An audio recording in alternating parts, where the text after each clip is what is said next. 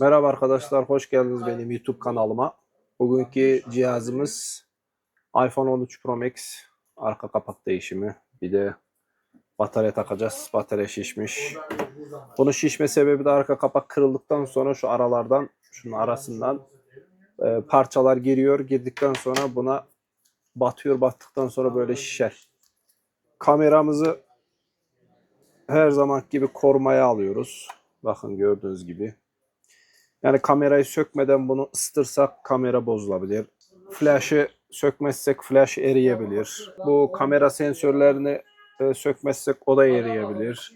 Yani 180 derecede bunlar erir. Ondan dolayı biz bu hale getirip ondan sonra kapak değiştiriyoruz. Yani temiz olsun, temiz işçilik olsun diye. Ben bunu söktüm. Bunun önceki kırık halini ben şimdi koyarım. Ondan sonra bunu toplama işlemine geçeceğiz.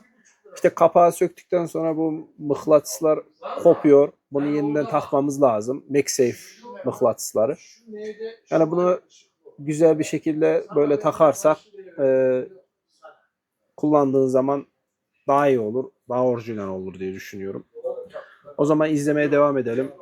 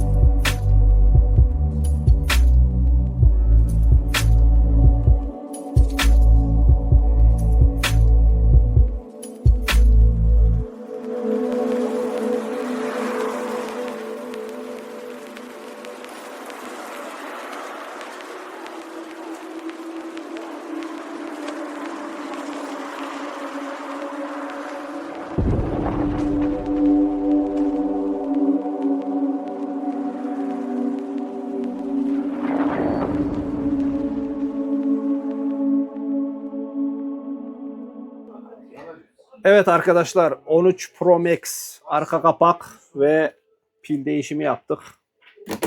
O değişimi gördünüz zaten. Hızlandırılmış bir şekilde koymuşumdur.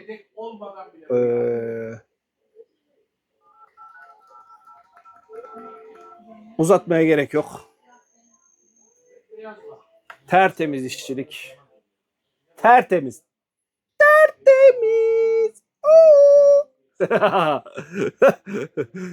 O zaman sizin de böyle bir cihazınız varsa, bozuksa, kapak kırık, iPhone, iPhone, ne varsa artık model, bizimle ulaşın, iletişime geçin, tamir için. Cihazınız geldikten sonra kayıt altında işlem yapıyoruz. Kendinize iyi bakın. Allah'a emanet olun. Görüşmek üzere bir dahaki videoya. Bay bay.